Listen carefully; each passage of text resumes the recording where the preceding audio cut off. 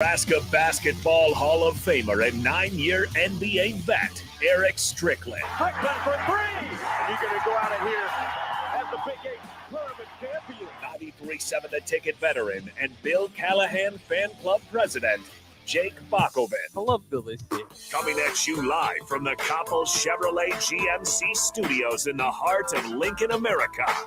On air and online at theticketfm.com. Sponsored by the Mercado by Certified Piedmontese. This is On the Block with Strick and Bob. Hold up.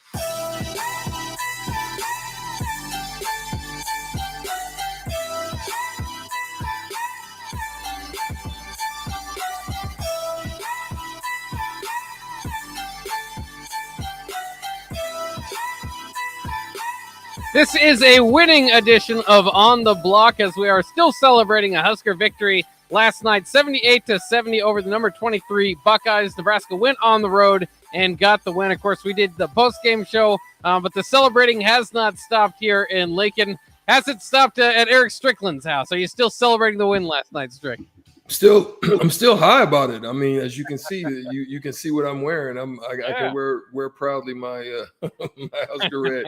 No, I would wear it anyway. Yeah, it was great. It was a great night. It was good to see them finally go up the cliff and and they didn't fall off the cliff last night. So, yeah. So they actually saved themselves. So it was good. I think it was something that they can draw from. There's a lot of things that they can take from that. And to be able to win 2 games back to back, there's nothing like that. Getting confidence and gaining confidence out of that, and you I think you have to wonder is what it could have been like to have gotten a road win that they had against the ACC team at NC State, or if some of these situations could have been a little bit different a little bit earlier. It's like a snowball. It's like a curse. Once it starts, it's hard to stop. If you put a car on a hill and you put it in neutral, it's going downhill and it's going to gain traction pretty fast. It's no way to stop it unless you put the brakes on. And so at that point, I think that win at Penn State and the way that they did it, I think they put the brakes on, especially on the road, because on the road you can unify yourself. You come together because it's just you. It's you, it's your team, it's your staff, it's your coaches. It's just you in that room. It's not the fans, it's not anybody. Everybody is against you, and so you really have to come together when you're behind enemy lines and unite and hold each other down and keep each other's back. And I think they were able to show that in those last 2 games. This could probably be one of the better things that happened to them, is playing road games this late in the season to give you that type of feeling about yourself and unifying, because it's going to be the same in the Big Ten. You're not at home. And nobody expects you to do anything. Nobody expects you to win. There's no expectation on you except the expectations you have in that room. And so those are some things they can draw strength from. Yeah, certainly. And maybe to take away a little bit from that, if they beat Wisconsin, all of a sudden teams, they might have expectations on them going into the tournament. But that's for another day. Obviously, we'll kind of build up for that game.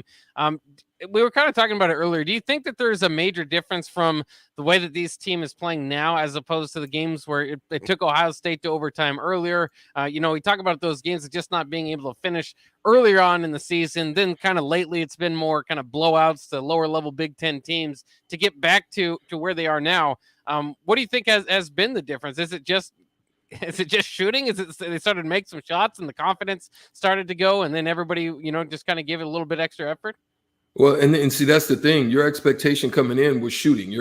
Everybody was telling you you're a great shooting team. You're good shooters. This is what we're going to do. This is the style of play we're going to play.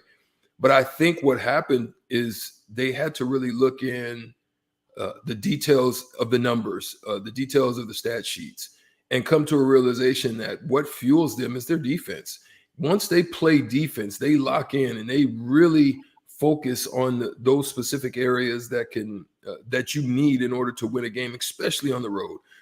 Taking care of the ball, making sure that every possession is one that's you take pride in, making sure you're taking pride in taking care of the ball. making the right plays, sharing. And I think what you saw in the past is you saw a lot of reverting back to what was comfortable. And what was comfortable to them was AAU style, open style, do what you like, do when you like. And everybody kind of started going for self instead of playing for together. And so I think that was some of the difference that you've seen in the last few games, is that they're actually playing for a team.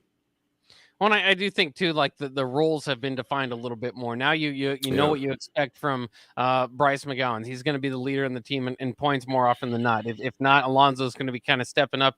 You expect him to get the ball rolling as far as the ball movement and stuff like that. And then I think shortening the bench might have helped. I mean, just because of that defined role type of thing. If you're one of 4 guys coming off the bench, there's not as many minutes to go around. Maybe you're pressing a little bit to make the most of the minutes you have, so that you're not being replaced by the other guy.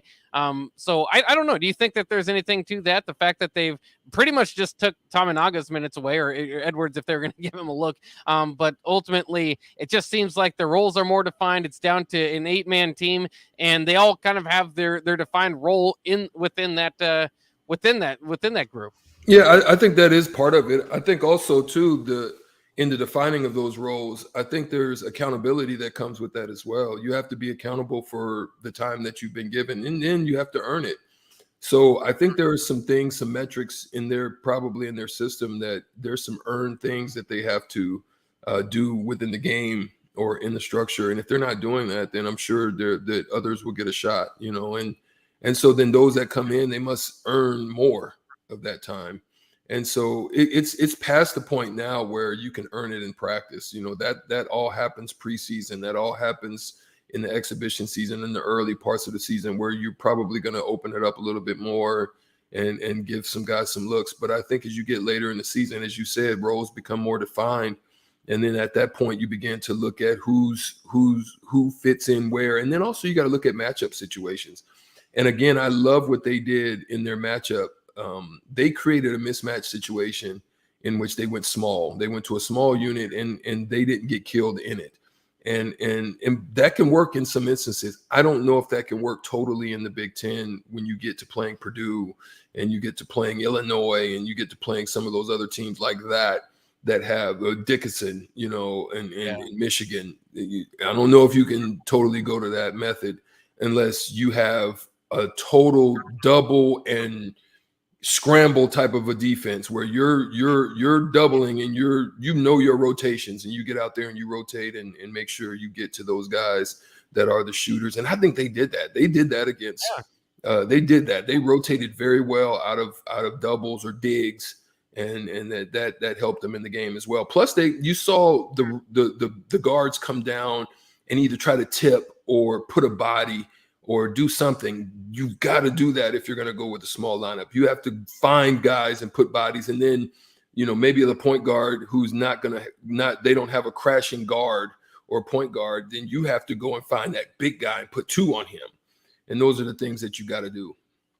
Yeah, I did notice too. They did. I mean, they were closing out a lot better. You kind of think about those Northwestern games where even like you're not gonna block the shot. You might not even really affect it too much, but at least get a hand up and get some effort out there. And they've been closing out a lot better the last 2 games. And it might be overlooked just because of their pace of play. 70 points might still seem like an average game for a college basketball team, but they've been averaging giving up around 80 per game in a per game this season. So that's significantly down for Nebraska, as they're keeping the pace moving as well by scoring a lot more on offense. So definitely not to be overlooked as their defense. I did want to ask you this because VJ brought it up and wanted to get your opinion on it too, is that as Bryce has improved and again played one of his better games last night, do you think that his stock is moving up, or do you think he's about the same as he was a month ago?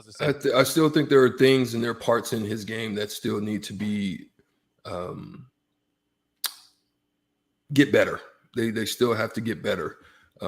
There's areas I still think he needs to get stronger. Their consistency in shot selection, consistency in IQ of the game, reading situations.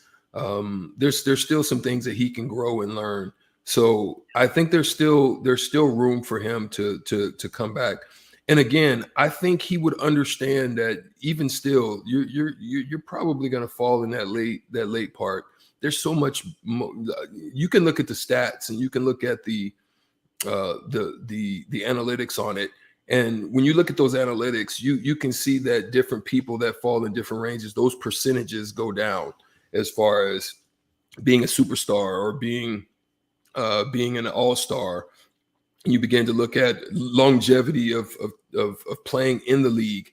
All of those things, there are metrics to that. And based on where you play, yes, there are anomalies. Yes, there are the Ben Wallaces and then there's me, there's those sort of Chucky Atkins. There are those stories out there, but also there are those stories of guys that are been lottery picks that have been out the league in 4. So you can look at those metrics as well. I think if you come in more seasoned than you do just coming in and then having to grow in it, you realize you could have taken 2 of those years. And I think with the UIL now situation, you can put yourself in a position, and that's what I would be looking at. I'd be looking at a UIL way to make him feel good about, staying an extra year and maybe some insurances and stuff like that you can put on him that would help him to feel comfortable to stay. And another topic that was broached by a caller actually was that it is easy and it looks really nice, the flashy stuff, the points that he's getting, but he pointed out he does not a stat stuffer as far as anywhere else. So I think that's where he kind of has to improve his game. You mentioned it last night, kind of get the assist numbers up, even rebounds for his size should probably be significantly higher. Some sort of he's the other game. A couple games ago, you saw the athleticism. It's there where he can block a shot and just take it. It's like a block steal. You don't see that very often from guys that aren't too athletic or kind of have a good head on their shoulders as far as gameplay. But I think that would be one of my biggest sales pitches to him too. Is that you're doing well as far as scoring. One of the nation's leading, I think even the nation's leader in scoring for the freshman class. But when you get to the next level, especially if you're drafted late in the first round, it's going to be by a good team. A good team that's not going to look for you to score 16 a game. It's everything else that you don't necessarily have ironed out quite yet. Exactly. And that's what happens with guys like Kawhi Leonard. But you understand when Kawhi Leonard came in, he was a 3-and-D guy, right? He was a guy initially that was his defense was his prowess and his entry. And then he became that third option. And being that third option, he increased his ability to stretch the floor, shoot the ball. He was always a slasher. I think you see Bryce as that type. He's a slasher. But then you got to understand the strength and the quickness and the speed of the game at that next level. So some of the opportunities that he's going to get in college, they're not going to present themselves in the same manner, maybe in the G League, but definitely not at the league level when you've got these long 3-and-D guys that are just as long as you, stronger than you, and can do just as much as you. So that does change the dynamic some.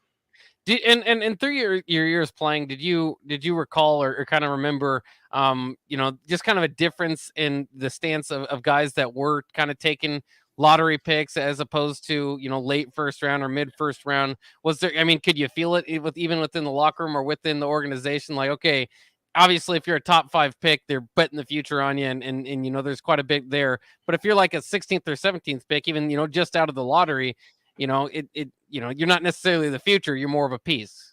Yes, that is a piece.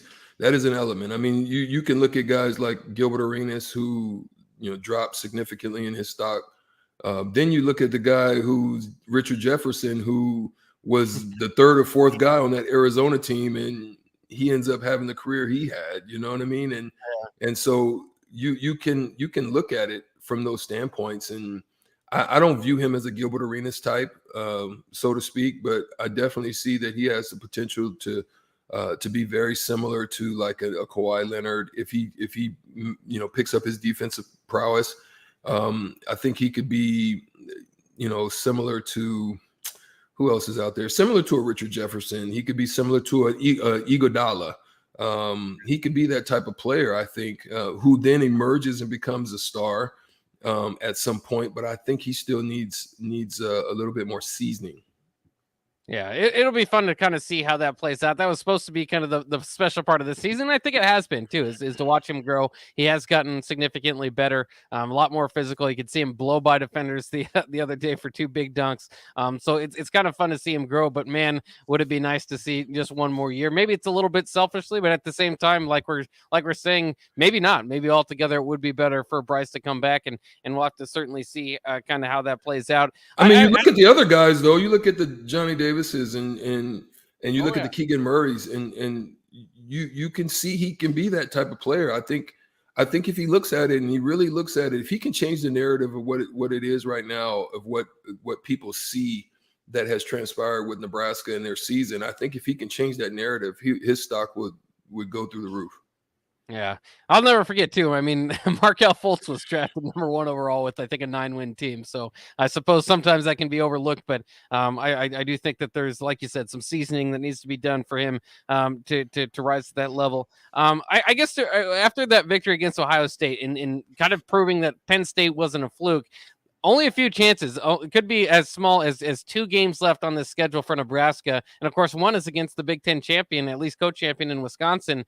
All that being said, do you think you're at the point where you expect Nebraska to win another game? Not hope, not cheer, but expect them to win, at least that opening round game in the Big Ten tournament? Well, I don't know if there's an expect. I think there's still a mentality of why not us? And if you don't put too much expectation, or you don't put too much stress on yourself about it, but you just go out and play the game, you play more loose than you do if you put pressures on yourself, right? And I think if they do that, I think they got a chance to shock some people, because there will be pressures on other people. There'll be pressures because they'll want to either raise their level in seeding, or they'll want to put themselves in a better position to be in a better place to progress in the tournament. Maybe some of them are chasing a Big Ten tournament because they know what that could do for them, and so they'll put some pressures on them to do that. And so with Nebraska, if you don't put no pressures on it, then all of a sudden you'll put pressure on people, because you'll just be playing and you'll be playing free. There's no expectation. Everybody expects you not to win. So then you go out there and prove everybody wrong. And one more thing, I guess, for basketball last night, it was just kind of cool to watch Chucky Hepburn hit that banked 3 that did send the Wisconsin Badgers on to their Big Ten championship, at least a share of it. It would be great if Nebraska can go in there and kind of spoil that a little bit, make sure it's a shared championship, which doesn't quite mean as much. But how cool was that to see for Chucky? It was good. It was good to see Chucky do that. Of course, I'm friends with Greg, and me and Greg played together in high school, and so of course I've got a lot of those on-site videos from his wife, and I got a chance to see that up close and personal on how the response of the Wisconsin Badger faithful celebrated that big win. That was a big win for them. Oh yeah, it was cool. They did. Some people were making fun of them for acting like they won the Super Bowl, but if you win the Big Ten championship, why not? Yeah, I mean that's what you're shooting for all season. Well, especially from where they came from, right? They came from out of the rankings. Really, there was no expectation. They were a young team. They didn't know that there were going to be those types of players that were going to emerge. Nobody knew that Johnny Davis was going to emerge in the way that he was. They knew he was a good player, but then all of a sudden, boom, they take off and they started shocking people. And then again, that's why I say, why not you? Why not you, Nebraska? Why can't, you see yourself in that same manner? If not this year, then next. Yeah. And it's fascinating looking at some of the other headlines in college basketball that I just noticed. Obviously with Fred Hoiberg getting another opportunity. We all know that. And Nebraska's responded very well to that. I just noticed that, some of these other big time names that probably cost a little bit of a nice dime to bring in. The patience is going across the nation, it seems like. Arizona State looks like they're going to retain Bobby Hurley as their basketball coach. They're hovering around 500. And so there's kind of some rumors out there. The bigger one of surprise to me is that Georgetown, who is 6-22 and 0-17 in the Big East, have lost 18 in a row. It's tough right there. is planning on keeping Patrick Ewing there. And of course, he's 68-81 overall there. They did have a nice little moment last year where they won the Big East Championship and went to the tournament for the first time since 2015. But I guess we're kind of right there with a lot of these teams with that feeling of 0-17, but we didn't quite get there. That's got to be feeling pretty tough there. But do you like the same type of thing from Georgetown? Maybe if it feels like somewhat of what's going on with Frost, maybe more than Hoiberg, is that, if there's anybody we extend a longer leash to and want to give it one more go round, it would be Patrick Ewing. Yeah, I mean, he's a legend there at Georgetown, right? And again, of what he did, sometimes you could have those troubling type of situations, and I'm sure he had to have those same discussions that Trev Albers had with Fred Hoiberg. He had to have those discussions, and he had to be able to sit down with his leadership there and have those discussions and let them know kind of what he wanted to do, what he needs to do, what he believes he has coming in, and how he's going to be able to change it. And if that doesn't happen, I'm sure that we'll be talking about this again next year.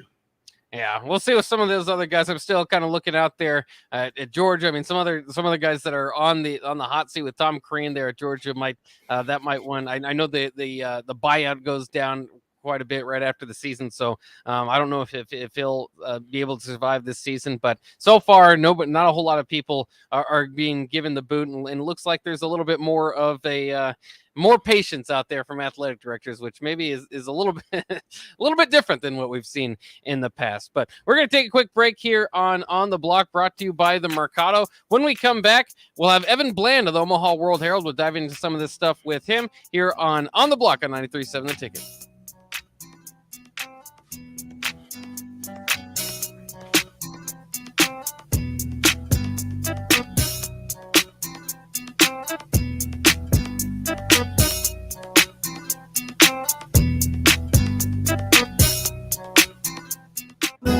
You know that feeling after a good, hearty meal? The worries of the world just slip away. Time slows down. Nothing but good times and good company. That's what you get with Mary Ellen's Food for the Soul. Mary Ellen's does food right, with a menu that includes smoked wings, pulled pork, brisket, catfish. And don't sleep on their sides, shrimp and grits, collard greens, baked beans. It's food that makes your heart happy. Mary Ellen's Food for the Soul, just east of 27th and Pineland. Let them fix you a plate. Prescription opioids can be addictive and dangerous. Opioid pain medication took everything that I had. Nothing mattered more than getting my fix. Knowing that it could have been prevented makes it worse. It just takes one. Prescription opioids. It only takes a little to lose a lot. Developed by CDC. Sponsored by the Nebraska Department of Health and Human Services and aired in cooperation with the Nebraska Broadcasters Association and this station. Tune in to the Teammates Mentoring Hour each Wednesday from 6 to 7 p.m. on 93.7 The Ticket. Hear stories from the program started by Tom and Nancy Osborne and how it's changed mentors and mentees' lives and how you can be involved. The Teammates Mentoring Hour, Wednesday nights from 6 to 7 o'clock on 93.7 The Ticket and theticketfm.com. Today on Hey Culligan, why does your team stink? Here's Coach Waters. Hey Culligan, yeah, my stinks. Ooh, harsh. No, I mean they stink. They won't hit the showers because it makes their skin all dry and itchy. Coach, it sounds like your guys have been hit hard by hard water. You kidding me? Hard water? Yep, so let's call an audible in the form of one Culligan Smart High-Efficiency Water Softener to get the smooth back in their skin and the stink out of your team. Okay, Culligan, I'm putting you in. Coach, we're already on the way. Go to CulliganLincoln.com and schedule your free water test today. Sandhills Global is hiring. Check out sandhills.jobs for more information. Sandhills is looking to fill hundreds of new openings in sales, traveling support, software development, web design, and more. Sandhills has a professional culture and is fast-paced with a focus on growth, innovation, and leading-edge technologies. Career and internship opportunities are available at our global headquarters in Lincoln, Nebraska. Apply today at sandhills.jobs. Winter is upon us. Is your home prepared? If your furnace isn't keeping up or you've thought about replacing it, John Henry's has a new year, new unit special. When you purchase a select heating and cooling system from John Henry's, we will give you the furnace for free. There are also equipment and LES rebates up to an additional $850. This offer expires February 28th, so don't miss out. Find out more at jhlincoln.com or give John Henry's a call or text today. 435-5555. You hear that? That's the sound of extremely tender and delicious beef from Certified Piedmontese. Prime grade tenderness with a fraction of the fat and calories of normal beef. It's Nebraska-raised product and the official beef of Nebraska Athletics. Change the way you buy beef today at the Mercado by Certified Piedmontese, just north of 84th and Havelock, or at cpmercado.com. An Empire Fence is an investment in your home. This year, use your tax return to make that investment. Get a free instant quote with the online estimating tool at empire-fence.com. See an upfront estimate with no hidden fees. An Empire Fence can provide privacy and security while improving the appearance of your home. Visit empire-fence.com to view the stylish and maintenance-free possibilities for your home. With your tax return on the way, schedule your project now. Your home is your empire. Protect it with Empire Fence. Need to send a message? Send it with cake. Congratulations. Here's a congratulations chocolate rum cake from Beatrice Bakery. Thank you. Say thank you with an amaretto cake. I'm sorry that I accidentally hit your mailbox with my car as I was backing out of the driveway and then continued right into your prized petunias. You say that with a lemon drop cake. Everybody knows that. Beatrice Bakery in downtown Beatrice or online at beatricebakery.com. Here to help you say whatever it is you need to say. Welcome to our world of yum. Winter is upon us. Is your home prepared? If your furnace isn't keeping up or you've thought about replacing it, John Henry's has a new year, new unit special. When you purchase a select heating and cooling system from John Henry's, we will give you the furnace for free. There are also equipment and LES rebates up to an additional $850. This offer expires February 28th, so don't miss out. Find out more at jhlincoln.com or give John Henry's a call or text today. 435-5555. Early break with Sip and Jake. And I've told you that Dan Billy Waldrop story where back when you could talk to the players one-on-one, we were just BSing after a practice, and I just said, "Hey, so where you living?" He goes, "Well, I live over on right off Holdridge Street." I go, "You like it over there?" He goes, "Oh yeah, I'm walking distance from the dairy." Early break with Sip and Jake from 6 to 8 every weekday morning on 93.7 The Ticket. In every office, there's two types of people. There are those who bring in bagels and those who eat the bagels that someone else brought in. Everybody likes the first person. Be that first person. Weekday mornings at 7:30, you have a chance to win a business box of bagels from Bagels & Joe. All you have to do is shut up, Sipple. 2 questions for you, 2 for Sip. Win and the bagels are yours. Lose, well, you don't want to lose. You lost Monday, you lost Wednesday, you're a loser. Shut up, Sipple. Weekday mornings at 7:30, brought to you by Bagels & Joe. Back to On the Block with Strick and Bach on 93.7 The Ticket and theticketfm.com.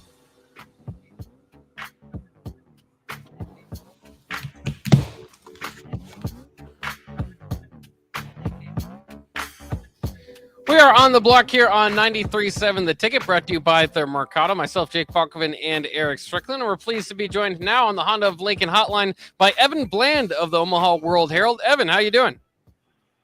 What's up, guys? Just, hanging out in San Diego with the Big Ten here in Lincoln. 70 degrees. Can't complain. Oh, I know. It's really nice outside. I was spending a lot of my afternoon out there just to enjoy it, because I hear and fear, I suppose, that the Nebraska weather will be back here in about a week. But anyways, we'll take it while we can get it. Have you made any plans for what you're going to do when there's no baseball season this year for the Major League Baseball? Man, I hope it doesn't come to pass. It's a bummer that opening day is wiped out. At least it appears that way. And I don't know. I guess I'll do house chores and boring things like that. I'm glad there's a college season, but man, I am a big MLB fan. I hate to see what's going on with the game. But man, honestly, I hope some changes made. I think there's a lot within the game, how it's governed from the collective bargaining agreement and things like that need to change. I don't know if the players will be able to hold out or not. But yeah, it's a sad state of affairs right now. Yeah, it really is. It's very strange to see that it play out that way, and hopefully they do get back to playing it and swinging the bats out there. Nebraska baseball obviously has done that to start the year. Hasn't been the best start for them. I was reading kind of maybe can help me kind of through this that Will Bolt will be suspended for the next game because he was tossed at the end of the last game, so he didn't have enough time to sit out apparently. Yeah, it's part of the rules. I was looking at the the NCAA rule book here just this afternoon, and so yeah, if you they call it post participation. So if you're ejected after the game ends, then you have to serve that 1 game suspension the next time that you play. And so, yeah, I mean, if you recall how the Sunday game ended, Nebraska has the bases loaded. Griffin Everett has a dribbler to third. It looks like he beats it out. He pretty clearly does if you look at the stills and the video replay. He's called out, the game's over, and Will Bolt comes out, argues, and he's, ejected, quote unquote, pretty quickly thereafter.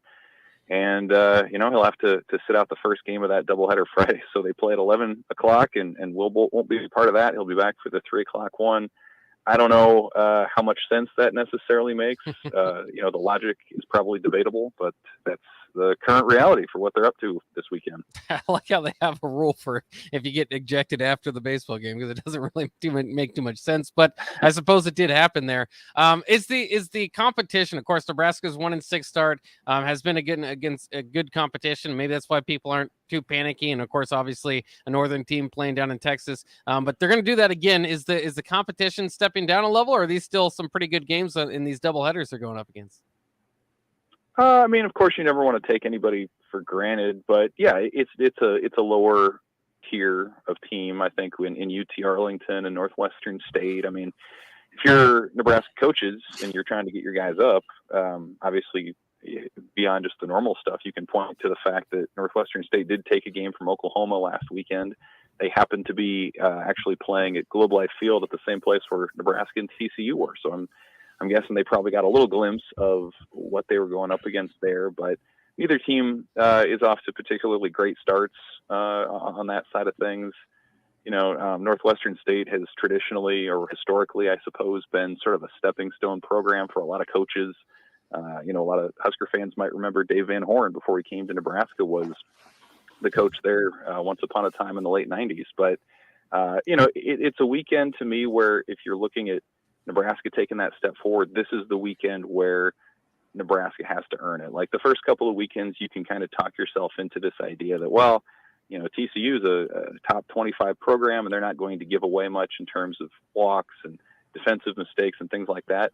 You can count, I think, a little more realistically on these two opponents this weekend, maybe beating themselves a little bit and maybe not having the high-end talent that Nebraska's first two opponents had. So it feels like a weekend where if you're Nebraska and you play the way that you want to play, you should feel pretty good about it. It's that old college baseball adage that whichever team makes fewer mistakes tends to win the games. I think that is especially true in a weekend series like this for Nebraska, where you're playing doubleheaders Friday and doubleheaders Saturday.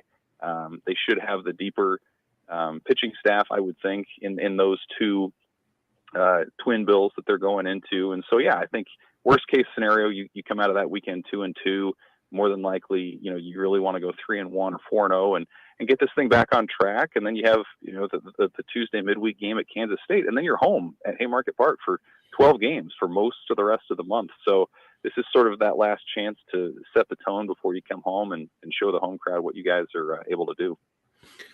Evan, always good to have you on the block. Thank you for joining us again, as always.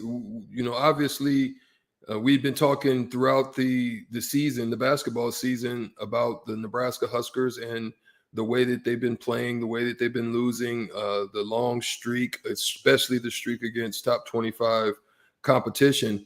They found themselves going and getting a big win at Penn State. Some thought it might have been a fluke similar to that of Minnesota, but then they back it up and they go out there and get one after taking Ohio State to overtime, and they do it in a solid way. What is your thoughts now going forward? What could you see as some possibilities down the road for them? Just the next game against Wisconsin, who obviously had a big win and took that, but then Do you think they can make some noise in the Big Ten tournament by the way that they're playing if they continue to play the way that they are right now? Yeah, it kind of tickles the imagination a little bit, doesn't it? Where like you're so accustomed to a certain result, even when they're leading at halftime in games, you're like, okay, well, what's going to happen? How's it going to kind of go south this time? And it hasn't done that the last two games, and they've looked strong for long stretches. And the Ohio State game is kind of interesting. I wasn't able to really follow much of it, but just seeing a little on social media and seeing how it turned out late. It does it just you needed just a little bit of evidence, something that could show you that things could work. And it's kind of funny that this little run happens right after Nebraska makes the announcement that Fred Hoiberg will be back for another year. And I think it's sort of, again, it just sort of reminds you that it doesn't take a lot to instill hope. And I think that's what these last two games have done. If nothing else, is it makes it at least somewhat realistic to think, okay, when things work out, here is some evidence of what that actually looks like on the court. And, again, they could lose to Wisconsin and they could go one and done in the Big Ten tournament. And, you're still looking at what the season was, which is obviously not what anybody is hoping or expecting. But, it makes these last two games or maybe two or more interesting. I think we're all going to follow it a little bit more closely here down the stretch to see if they can do sort of like what Tim Miles' last Husker teams did, making that run in the Big Ten tournament, and just giving you some hope, giving you something in March to be excited about. I think that's a win for Nebraska basketball in and of itself. And again, it may revert, but maybe it's the start of something different. I think just the fact that there is some excitement and some hope around this team in the month of March, that's something I wouldn't have expected a few weeks ago. It's a beautiful time of year because we can jump around from sport to sport. So I want to get to the football because they had their press conference here on Monday, and basically everybody was available as far as the coaching staff and a few of the players as well. Was there anything that kind of stood out to you first and foremost from their press conference? Yeah. First of all, it was just great to be back. It felt like kind of the first time. 2 years ago, we had that same roundtable right before the pandemic hit, and nothing had really been the same. This kind of felt like a return to that, which was a breath of fresh air. But it was, I think, still the big story that we'll continue to follow through the spring and in the fall is what does this offense look like in this sort of marriage between Scott Frost and what he did offensively and Mark Whipple and what, how he's had success at different stops and more of a West Coast type of offense. And so that to me in the big picture remains sort of that most interesting thing. In the smaller stuff, I was with Donovan Raiola, the offensive line coach, at his table for a while. I thought he was, a little more thoughtful maybe than when we heard from him a couple more months ago. He's settling in, getting to know his players, and that's a really important position for this team.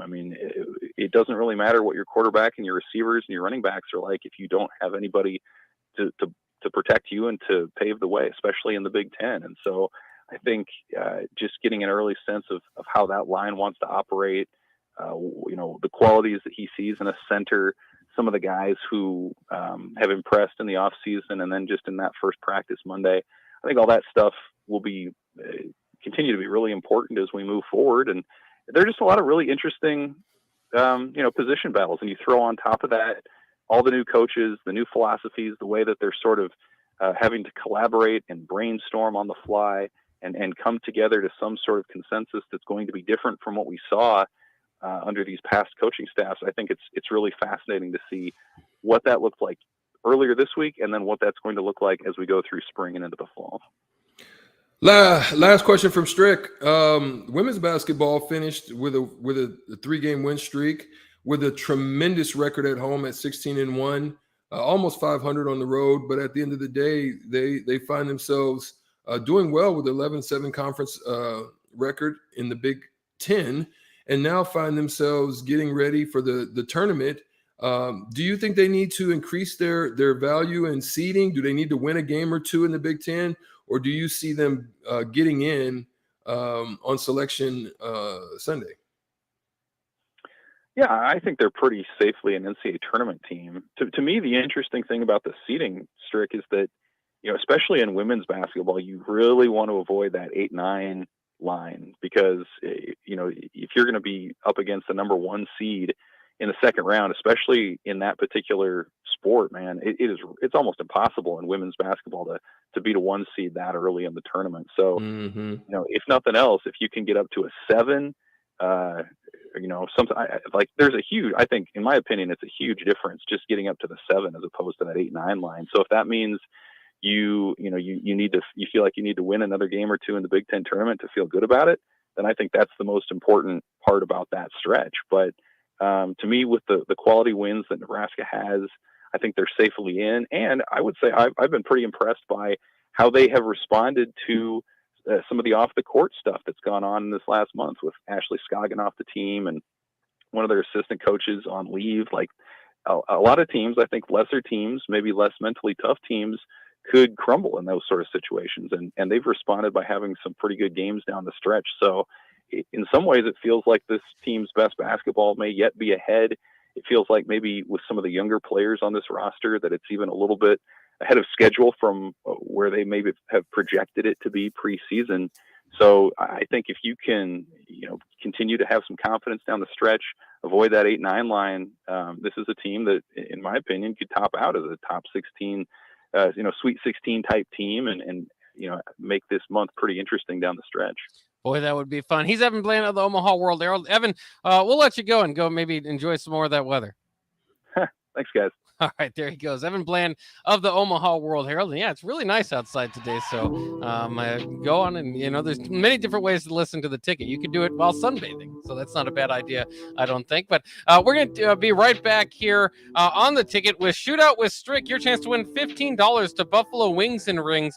First one in line will get the opportunity to play. So call now, 402-464-5685 for your chance to win $15 to Buffalo Wings and Rings. All you have to do is beat Strick in a shootout. That's coming up next here on the Block.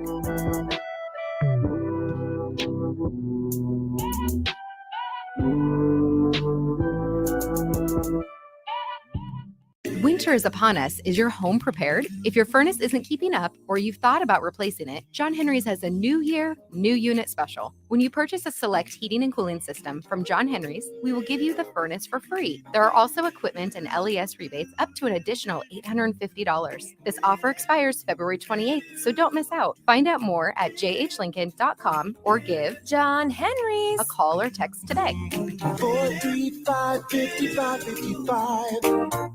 Early break with Sip and Jake. And I've told you that Dan Billy Waldrop story where back when you could talk to the players one-on-one, we were just BSing after a practice, and I just said, "Hey, so where you living?" He goes, "Well, I live over on right off Holdridge Street." I go, "You like it over there?" He goes, "Oh yeah, I'm walking distance from the Dairy Queen." Early break with Sip and Jake from 6 to 8 every weekday morning on 93.7 The Ticket. You hear that?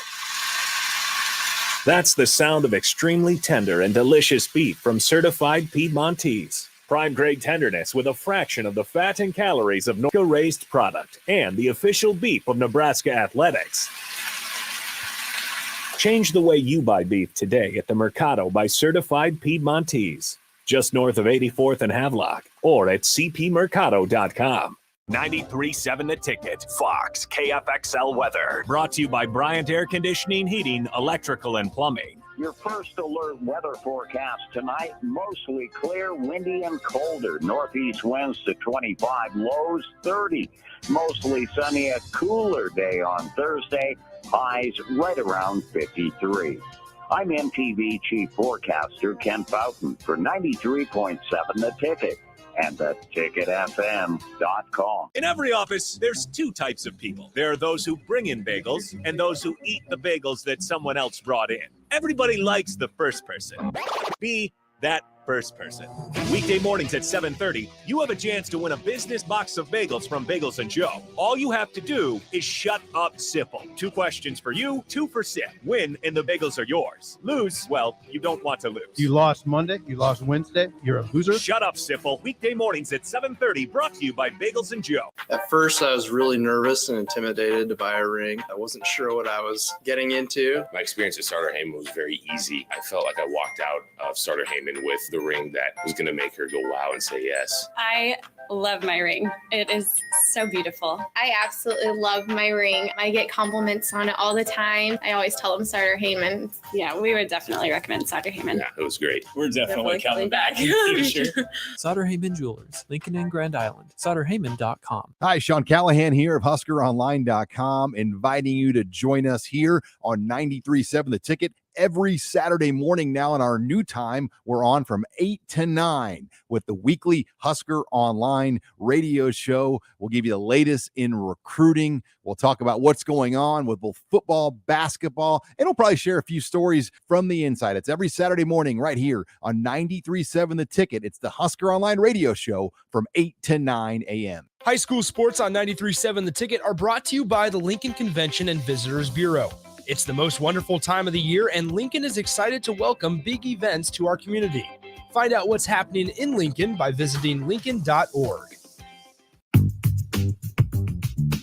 Sandhills Global is hiring. Check out sandhills.jobs for more information. Sandhills is looking to fill hundreds of new openings in sales, traveling support, software development, web design, and more. Sandhills has a professional culture and is fast-paced with a focus on growth, innovation, and leading-edge technologies. Career and internship opportunities are available at our global headquarters in Lincoln, Nebraska. Apply today at sandhills.jobs. It's time to play Shootout with Strick. Call now, 464-5685, to take your shot against Eric Strickland. Shootout with Strick. Brought to you by Buffalo Wings and Rings. Time to play the game!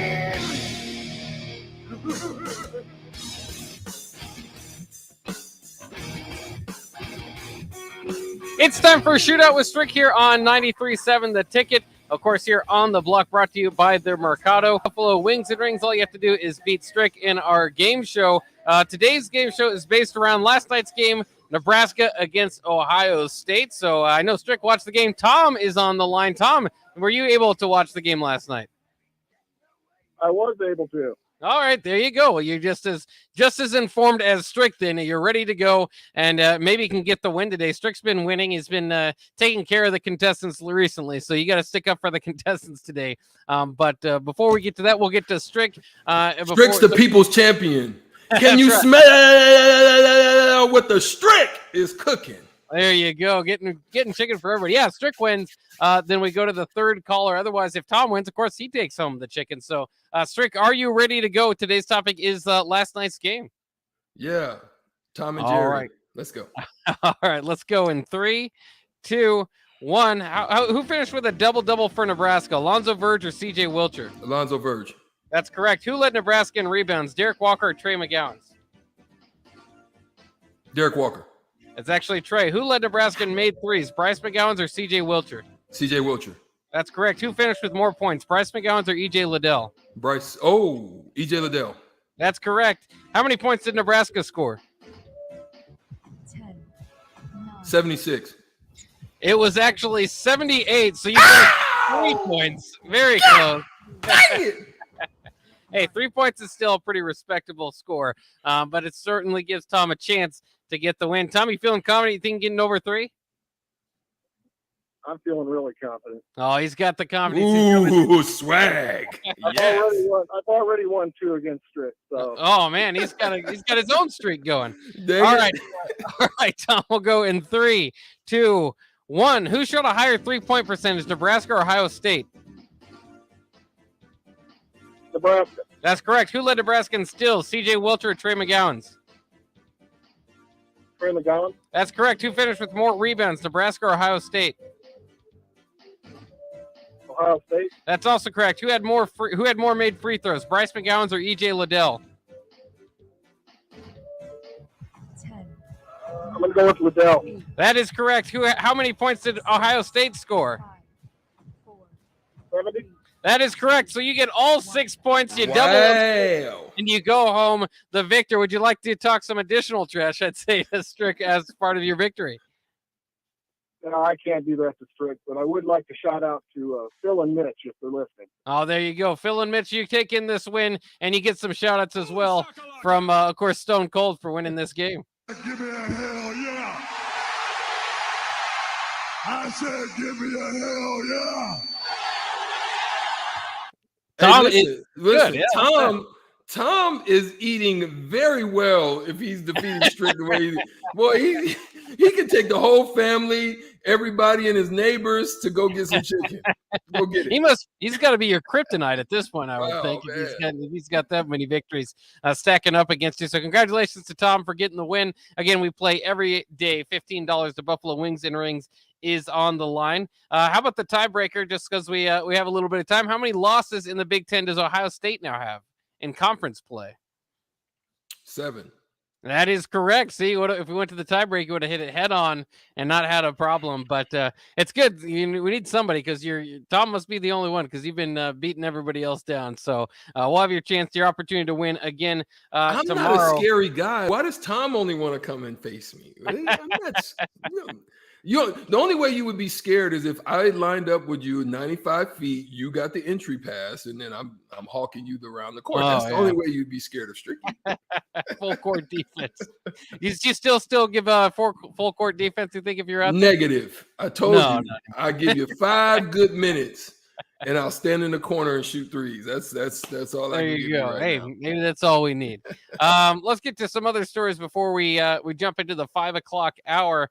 The spring game will have a 1 p.m. start that was announced the other day and will be telecast on BTN. So that's not a surprise. Seems to be about pretty standard there. But would you think it would be different? I mean, would you like to see a spring game at night at some point? A night spring game? That'd be kind of cool, I think. Yeah, they have Midnight Madness. Yeah. No. The crazy thing about that is we used to literally have Midnight Madness at midnight. They don't do that anymore. But we used to back in our day. People would show up in the middle of the night, and you didn't get to go to the spot after that. You couldn't find yourself at the brass rail or anything after that. Yeah, but it was fun. Was it just students mostly back then? Oh no, I mean you get a nice little crowd. It'd be fun. It wouldn't fill up the whole arena, but it would definitely get the lower bowl areas, and it'd be nice. Mm-hmm. That would be fun. I would like to see them do that again. Like you said, maybe it's just they're just more open to trying to work in everybody's schedule there. I think a 1 p.m. kickoff does that again. UConn is actually taking on Creighton this evening, and it kind of got us people some frustration on Twitter because UConn was tweeting out that they're headed to Omaha. They had 2 of the UConn players standing in a field of corn, which, to be fair, also was not a field of corn. It was just a field, and there was some corn put in there. So people are getting frustrated and saying, "Have you ever been to Omaha?" A lot of Nebraskans don't like to just be reflected as the corn state, but at the same time, your name is the Cornhuskers, so I don't know how much you can fight against it. But what did you ever have a problem with that? I know some people just hate when it's a national televised broadcast or something, and you're in Lincoln or you're in Omaha, and obviously we know these are well populated cities and all that, and it will still show a cornfield. I had to do that a lot. I mean, people would always be like, "Man, you play in Nebraska, or you're in Nebraska?" And I'd be like, "Yeah." I said, "You would be actually quite surprised at how big the cities are.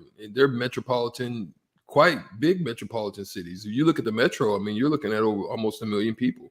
So I mean, they're it's not small and by no means. But no, really, when my dad told me, my dad was like, "Strick, or they were like, Eric, we're going to Nebraska," and I was living in California at the time, and I was like, "I'm not going to Nebraska," and that's the first thing that popped in my mind. And so obviously we're driving from California. You have to kind of go through Denver and that whole, and then we go through the western part of the state. And I was looking like, I can't believe. And then I can't believe this. And then we get to the city. Okay, all right. I see some city. But then at the end of the day, when we, I think our first week there, we're staying in temporary housing because my dad, he was an officer, so we had housing, and we're staying in this temporary housing, and it was one of the biggest snow blizzards that I think at that time we ever had. And the snow was up to the top of the door, the drift. I was like, "Oh, I can't believe I came all the way out here for this." So it started me with a bad taste in my mouth. But the snow sledding was quite fun. Yeah, there's different ways to play it, so I think that's kind of fun. I just think some people aren't going to like UConn's social media team so much because I mean, for what it's worth, Storrs, Connecticut's not all that much of a metropolitan city as well where they play. So. Absolutely correct. It is not a very lively state unless you go south and you get in that upstate region. It's not a very ultimately lively place. Yeah, so I guess it's just what Hartford. Hartford is your biggest city. Yeah, two smaller states arguing about who's got more of a lively party or something. I don't really know. Also, one more thing I wanted to mention because I saw this, I was kind of surprised. Apparently, there's going to be some space junk, part of a former rocket that's going to slam into the far side of the moon on Friday. I don't know much about space, so when I read this sort of thing, it kind of surprises me. Shouldn't we send somebody up there to move it, or maybe it's too big? We haven't been back there since the 60s or 70s. Yeah. Early 70s. So if we ever went there to begin with, quick. Confirmed. Right. Yes. So who knows? But at least somebody's doing something out there because there appears to be some broken off rocket. I think China. At least from what I read, the belief is that it's a part of a Chinese rocket, but China's like, that's not our rocket. I don't know whose rocket that is. Yeah, I would love to see the footage of that one. Yeah, well, authentic footage. Because it doesn't, because it doesn't matter though. I know that I one of my favorite parts about that is just that I understand the history behind it in the race to get to the moon, but I just like the fact that we planted our flag there. Like, this is ours. It's like, well, and it was just kind of waving in the air, like, it's the moon. This is everybody's. You can't just keep the moon. But everybody's got to come together to protect the moon, I believe, as well. So we'll see if that happens. But we'll get back into more sports talk here around the corner. A lot of busyness and just news in the NFL right now. Kyler Murray's got some drama going on. Apparently, nobody's giving Green Bay a call for Aaron Rodgers. Saquon Barkley is now put on the trade block. And the biggest one is Mitchell Trubisky is apparently everybody's backup plan. So Mitchell Trubisky is going to start. It's just a matter of where. We'll break all that stuff down here next, here on the block on 93.7 The Ticket.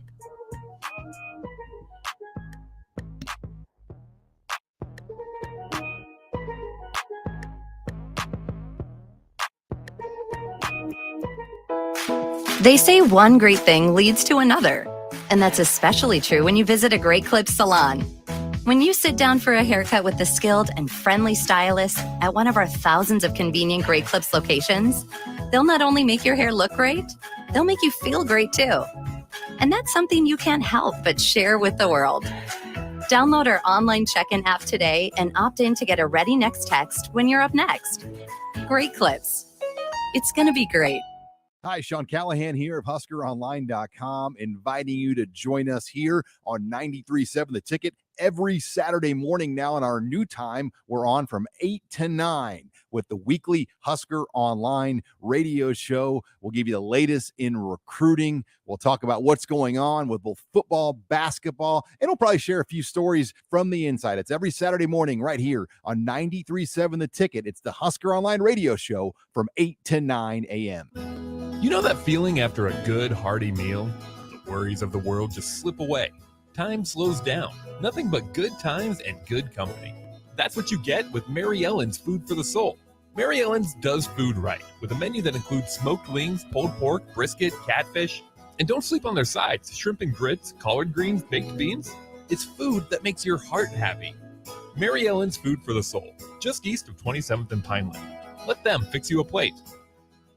93.7 The Ticket. Fox KFXL weather. Sponsored by Security First Bank. A relationship you can count on. Your first alert weather forecast tonight, mostly clear, windy and colder. Northeast winds to 25, lows 30. Mostly sunny, a cooler day on Thursday. Highs right around 53. I'm MTV Chief Forecaster Ken Fountain for 93.7 The Ticket and theticketfm.com. Every time the back door closes, it squeaks and reminds me of how I used to go out back for a cigarette 2-3 times a day when I was stressed, when I was hungry, when I was bored. But then I think of how the stale taste lingered in my mouth, and I reach into my purse and pop a stick of gum. And the craving is gone. Call the Nebraska Tobacco Quit Line, 1-800-QUIT-NOW, 1-800-784-8669. Paid for by Tobacco Free Nebraska. Aired with the Nebraska Broadcasters Association and this station.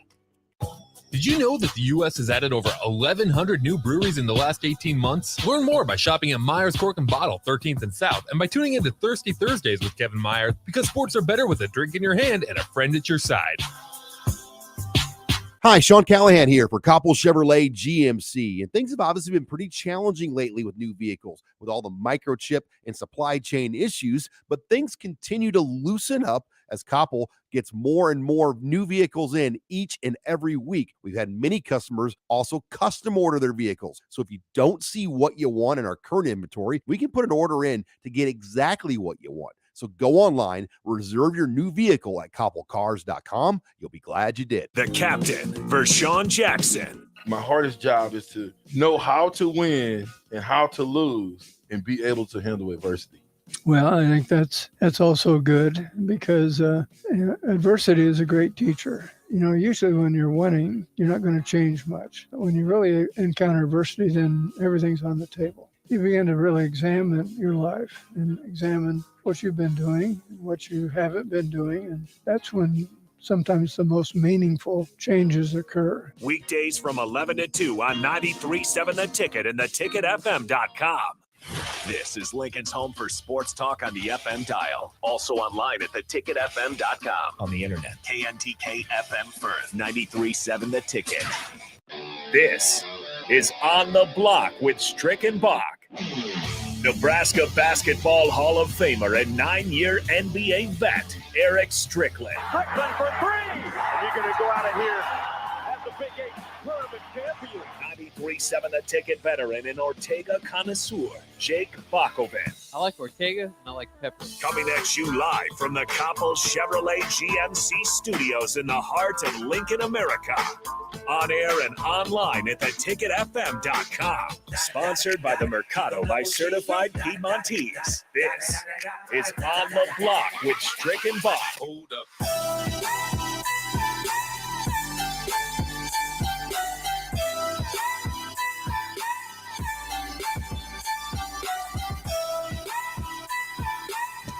Welcome back to the block. Welcome back to the block. We're in the second hour.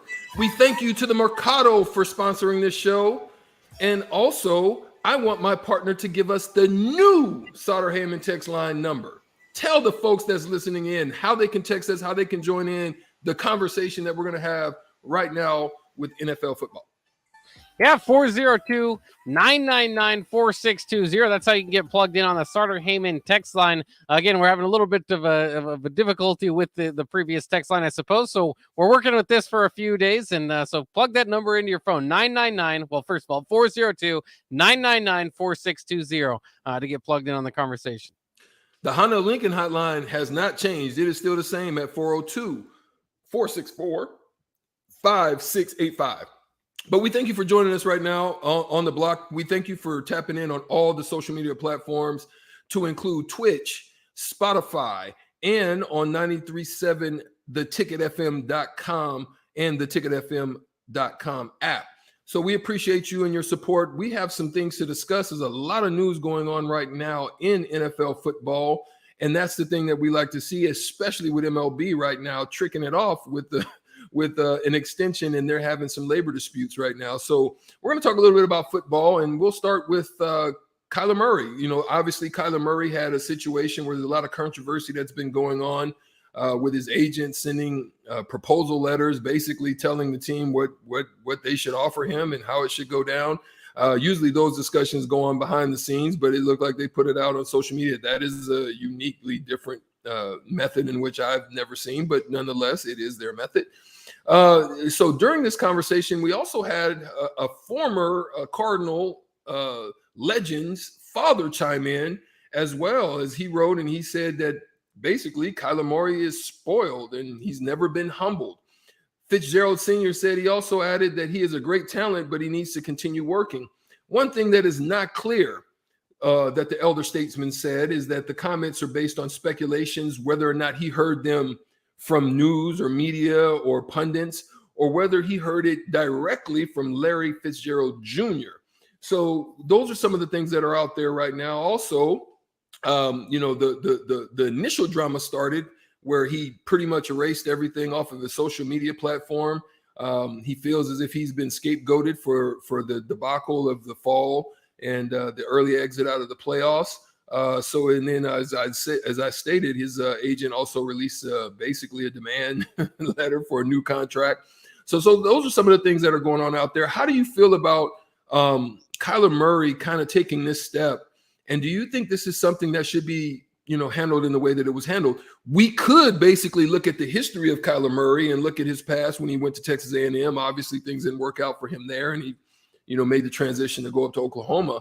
And I think that was some of the things that I was hearing from him. I happened to have a little tidbit. I happened to actually meet one of his family members, and I got a chance to kind of on the outside listen to how she was talking of how the family was viewing things and why he was going to be leaving. So that could mean that what Larry Fitzgerald Sr. is saying has some part truth to it, and that he's kind of been a coddled kid throughout his life, and now he's finding himself in some turmoil, and he's never really had to deal with adversity. So how do you view this whole Kyler Murray situation? Well, for what it's worth, when he did go to Texas A&M, he was the -- recruit in the nation. I mean, he may be the best player, high school football player Texas has ever seen. So, you kind of, like you said, maybe coddled a little bit, maybe has always been told he's the guy, and certainly has the athletic ability to show that off and to live up to that hype. He's been to the Pro Bowl now twice, was the offensive rookie of the year, the year before that. So he's been doing well. It's frustrating to see that the team and the player are not on the same wavelength, right? I mean, he's almost felt like he was the scapegoat for that loss. If you watch that game, he's been criticized heavily for not wanting to run. There wasn't much else that they could do though at that time. I mean, he was getting destroyed. He didn't have any help from his teammates. I don't know if you put certainly, I mean, he's one of the most fleet of foot quarterbacks in the league. So I don't even know who you want to say. Put Michael Vick back there, or on the opposite and put one of the greatest of all time, Tom Brady, back there. I don't think they would have won that game. They were just completely outmatched. But that's the frustration, is that Arizona, who, by the way, today decided to extend their GM. They decided to extend their head coach, Cliff Kingsbury. And I thought that might be a change of pace that was going to be possible here, was maybe Kingsbury's, because the last few years they have been really good, jumping out and getting to 10 wins. Once they kind of hit that mark, the back half of the season has been ugly and they've fallen apart. How much does that have to do with a smaller Kyler Murray kind of getting banged up through the year and then maybe being less able to run by the end of it, or how much of it is just Kingsbury? It's interesting, but I do know that this is not a perfect marriage. It seems to be kind of just and Kingsbury said it today. It's business, so he wants to kind of stay out of it, but hasn't spoke to hasn't even spoke to his quarterback, not just about it, but about really anything. I don't think that tells you that they have the best relationship. And they were paired. Remember, the Arizona threw out their quarterback that they just drafted in the first round, and they threw out their quarterback, or their coach, and Vance Joseph, that they hired 1 year. They decided both that was experimental. Get that out of there. Bring in Cliff Kingsbury. Bring in Kyler Murray, and that should be a perfect offense to mold for the NFL of the future. It's kind of, again, had middling results. At times, Kyler looks like an MVP candidate. At other times, I hear it all around today, he's not a top 10 quarterback. Well, at times he certainly looks like it. But again, when you look at the season as a whole, he's probably not there. So it's frustrating, but at the same time, it's we kind of saw Kirk Cousins be very vocal years ago about trying to get his money. For Murray, it's kind of coming off that rookie contract, and he's always going to have a little bit of leverage that he can hold out there, and that he was a top 5 Major League Baseball draft pick. So, he's always kind of got that option out there as well. I've heard the comparisons between him and Lamar Jackson, who hasn't gotten an extension quite yet. I don't know if that's necessarily there or needs to be had. Yeah, Lamar Jackson's a little bit better. He's won an MVP and all that, but you look at each situation differently. So I don't necessarily think either side is wrong. I just think they just haven't handled it and let it get out publicly, which is the sign to me of maybe immaturity on the quarterback's part, but also just bad PR, bad job by the organization in kind of keeping it internal. Well, we'll be watching that story, pretty closely. Things will be coming up as the free agency period approaches. So we'll definitely be taking a look at that. As you spoke about, Aaron Rodgers is having a situation now where there's not Now, could it be sabotage? Or could it be just some underlying things in which the phone is ringing and they're just not answering the phone? And could it be that situation? But one of the things is one of the first signs in that Aaron Rodgers is kind of making taking his eye and focusing it back towards the tundra is the announcement of Tom Clements, who was his first quarterback coach, and his signing back in February 18th. So he was previously with Green Bay from 2006 to 16. And Matt LaFleur has basically alluded to that was a significant role. And Aaron Rodgers played a huge part in making that happen. So anybody that's playing a part, either that's the homeboy hookup or that's something that you want to have as close proximity, being that Hackett has made his way out west towards Denver. So him being an MVP and he has some leverage. I think there's free agency starts in a couple of weeks. So the word is that Aaron Rodgers will be making a decision just before the free agency opens up. So we'll hear a little bit more about that. The problem they have is their salary cap issues. And Aaron Rodgers wants to be the highest paid quarterback to exceed at a minimum the $45 million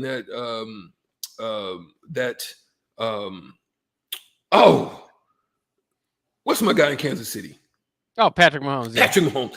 Man, I had a brain fart that Patrick Mahomes got that $45 million. So that's something that we've got to look at, being that they have salary cap issues. So if he was to go somewhere, he's not going to want to go to a bad team. He's going to want to go to a good team. So you've got to be looking at salary cap issues. So what do you see in the decision that Aaron Rodgers may make in the next few weeks? Yeah, I mean, I think that he's ultimately, I mean, you could be wrong about these things, right? I didn't necessarily think that Tom Brady was going to retire. I think Rodgers has still a lot more that he probably wants to prove coming off the 2 MVPs and not having that playoff success. I mean, that's ultimately starting to count against him. And so what do you want to do? What do you, what position do you want to be to kind of get yourself ready to go for the playoffs? Like you said, you have to play for a contender. Maybe he'd like to play somewhere outside of the frozen tundra because that's not very it's not very nice for, home field advantage is one thing, but if you're an offensive player playing in the freezing cold and the wind and sometimes the snow and all that doesn't necessarily help you out there. So I wonder if he's looking around. I'm just surprised that the GM would come out and say that they not only are they not receiving phone calls, he said not one single phone call. So, sometimes you're kind of covering for yourself, maybe try to make it sound like, you're all the way in on Aaron Rodgers and all that stuff.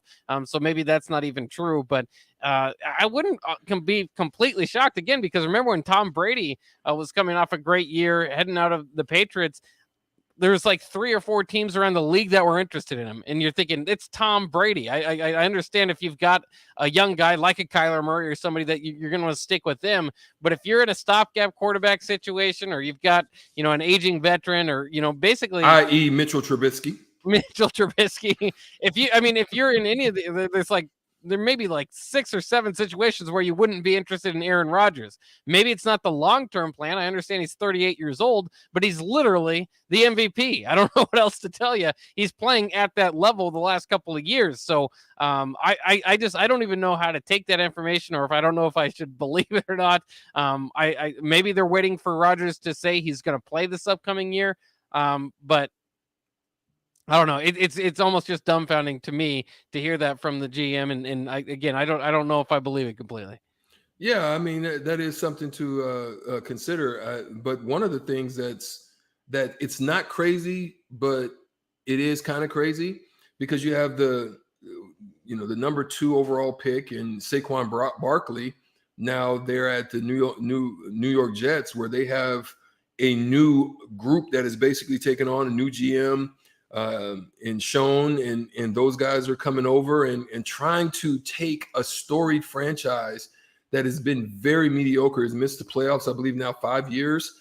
And now they find themselves in a situation where they have a top tier running back when he's healthy, somebody who is very versatile, who can catch out of the backfield. He's one of the most used running backs in the league. Now finds himself in a situation where he's on the trading block potentially. And the reason being is that New York is potentially $12 million over the salary cap for 2022. They're looking for means by which to get under the salary cap sum. they're trying to make moves, and I think he's basically Sean has alluded to that everything is on the table regarding potential to make this team better. So with Saquon Barkley, do you think the injuries is going to be a hindrance to him? Do you think there are teams out there for him to be able to be moved to, and who could use him most at about this time, do you think, being that he is available out there for trade potentially? Yeah, and I think part of this too is he's on the final year of his rookie deal. So if they are going to keep him, they're going to have to pay him significantly. And their goal right now is to cut that salary cap. I know today they released Devontae Booker, another running back in that room, as well as Kyle Rudolph from the tight end room. So they are looking to reduce the money that they're owing out there. And then again, the other part of it too is, if you trade him, at least you get something for him. And he's still a guy of high value. Like you said, injuries the last couple of years have held him down, but his rookie year, he ran for over 1,000 yards and looked pretty solid. But to me, it's again, kind of a sign, and it's worked out for certain teams. Ezekiel Elliott in the Cowboys, probably a good example of this, but the running backs weren't drafted high for a longest time.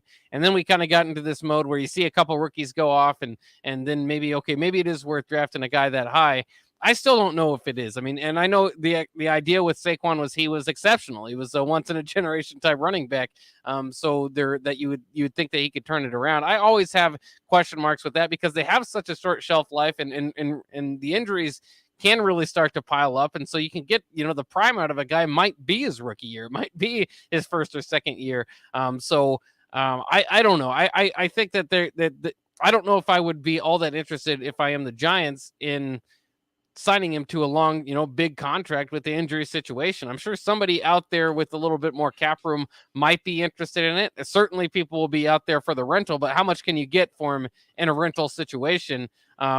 It's questionable. So I was surprised to see that though, too. I don't know, again, if you're a GM, maybe like you're saying everything's on the table, but I don't know if you want to make it public without the intention of trading him. And he said that they'd be great with keeping him around. He's a great player and all that. But once the rumors out there, once the ideas out there that the franchise is not committed to you, how committed are you going to be to the franchise? Yeah, I don't think he has a big bargaining chip on him right now, being that he hasn't played in too many games as far as going in, deep into a season, other than his rookie season where he went nuts, I think, for almost like 1,300 yards. So, looking at that, his injury history is more than enough to scare teams away. His contract status is also doing little to boost his value and trade. So heading into this season, I mean, when you really look at it and you break it down, Barkley's he's to command the 8th highest salary cap hit and $7.2 million at the running back position. That is a boatload of cash to throw at that position. So, once he hits free agency, letting him go, releasing him is definitely probably not the move. But when you look at that, unless a team is willing to go above and beyond to really entice Sean into doing something, it'll most likely that he'll return. And if he can return back to Pro Bowl status, then, he is definitely somebody that they maybe look to have a lucrative extension. I'm sure he's going to want to get healthy to look at that method. Otherwise, he's going to probably end up in 2022 getting a franchise tag after that, season, maybe if to go in and to show and prove. So there's definitely leverage is not on his side. So, they've got some options there, I think, for New York. Last but not least, Mitchell Trubisky, the Bears first round pick in 2017, the second overall pick for the Bears, where basically the San Francisco 49ers moved up to get him at that position. It did not pan out there. Obviously, Justin Fields is there now. He found himself back up to one of the great up-and-coming quarterbacks there with the Bills. And so now he's in a situation where he's a sought-after commodity. I mean, there's a lot of teams out there, being that this is a very weak quarterback draft, that he finds himself in a situation where he's probably going to be a starter somewhere, but where that's going to be, there's places like I could see maybe Cleveland. I think he has the potential to have a similar makeup that a Baker Mayfield and to probably run that Cleveland offense. I don't know, what the taste is for Baker Mayfield right now, being that he had a treacherously bad season last year. But Mitchell Trubisky is a sought-after commodity. Where could you envision him going? Who do you think could use someone like him? Where could he step in and really be able to make a difference? Do you think he puts up those type of numbers that could make a team feel rest assured that he would be that guy for them in either in the short term or possibly in the long term?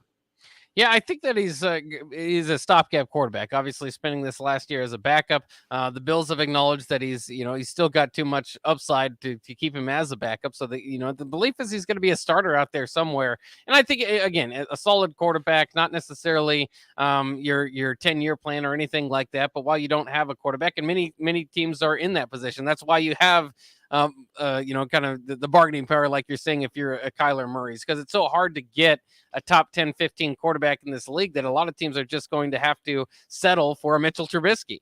And that's kind of what it is. A lot of these teams, the report the other day is that the Washington Commanders, which is still going to be something that I have to get used to saying, but that they're interested in getting him and pairing him with a rookie. But it's a reflection on their draft class. There's not a whole lot of belief that there's somebody in this draft class that they could bring in and give you what Mitchell does in year one. So it's I've seen reports of the Steelers possibly being interested in him. I don't know how much more upside he has than Mason Rudolph, I suppose. So I don't know if that's, maybe for competition's sake, that could be a spot where I could see him going and then maybe not necessarily winning the job. So I don't know if that's a great look for him. The Saints could be possible. And we mentioned the Commanders that are the Washington Commanders that will be interested in his services. So it's just it's crazy that, last year he had to go and kind of get a year of just maybe learning under Josh Allen. I don't know how much that's going to give to you. That there's been quite a bit of magic going up there in Buffalo, so I guess people are hoping it kind of rubbed off on him. But all he needed was a year away, and people started wanting him again. Yeah, I mean, Josh Allen basically said as his backup. I mean, he said in a quote that this dude is a tremendous athlete, and he doesn't think that people really understand that. You give him leeway in an offense to have the mindset, see it, do it, and we trust you. Josh Allen, I mean, that's a huge compliment from him. Basically says he's going to kill it. So if a coach, I think he would probably need to go with a coach that, like a Denver, someone like that, like a Hackett, who has great relationships with with quarterbacks. I think somebody that's just looking to basically give him, I don't think he had a fair shake out there in Chicago. I mean, he had a great year in 2018, and then it was pretty mediocre and found himself ousted out of the playoffs pretty early. So it's going to be interesting to see what where he's going to land and what type of confidence he's going to have. And is he going to change his style a little bit? I mean, his style is he has capabilities. We know that. He has a great running prowess, in which he demonstrated that in a scamper that he had 22 yards for Buffalo last year. I mean, so he has the abilities to do the things that he wants to. Whether the confidence is there is another thing that we'll have to basically see once he gets there. And hopefully an offensive-minded coach would have some confidence in him and let him go.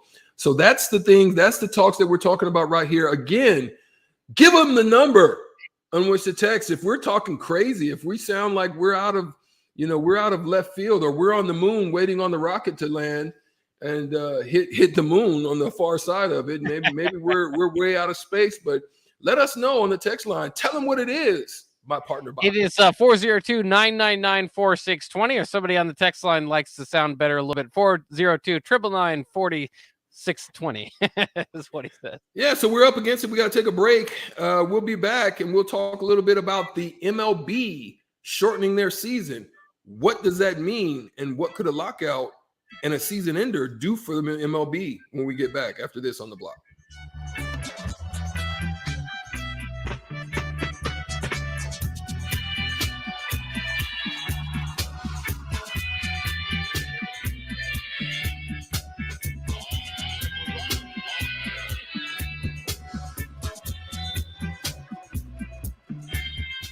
In every office, there's two types of people. There are those who bring in bagels and those who eat the bagels that someone else brought in. Everybody likes the first person. Be that first person. Weekday mornings at 7:30, you have a chance to win a business box of bagels from Bagels and Joe. All you have to do is shut up, Sipple. 2 questions for you, 2 for Sip. Win, and the bagels are yours. Lose, well, you don't want to lose. You lost Monday, you lost Wednesday, you're a loser. Shut up, Sipple. Weekday mornings at 7:30, brought to you by Bagels and Joe. 93.7 The Ticket. Fox, KFXL weather. Sponsored by Security First Bank. A relationship you can count on. Your first alert weather forecast tonight, mostly clear, windy and colder. Northeast winds to 25, lows 30. Mostly sunny, a cooler day on Thursday, highs right around 53. I'm MTV Chief Forecaster Ken Fountain for 93.7 The Ticket and theticketfm.com. Hi, Sean Callahan here for Coppell Chevrolet GMC. And things have obviously been pretty challenging lately with new vehicles, with all the microchip and supply chain issues, but things continue to loosen up as Coppell gets more and more new vehicles in each and every week. We've had many customers also custom order their vehicles. So if you don't see what you want in our current inventory, we can put an order in to get exactly what you want. So go online, reserve your new vehicle at CoppellCars.com. You'll be glad you did. People do some pretty cool things in their 40s and 50s. Why should saving for retirement be any different? I mean, they go back to college, learn new instruments, start skateboarding. Whoa! Okay, maybe that one's not for everybody, but saving for retirement is. With aceyourretirement.org, you can get on track with your retirement savings no matter your age. Just have a 3-minute chat with Avo, the friendly digital retirement coach from AARP. You'll get personalized recommendations based on your input that are easy to understand and work with your lifestyle. It's quick, easy, and free. Plus, it's sponsored by AARP, so you know they got your back. Woohoo! Snarly move, Dad.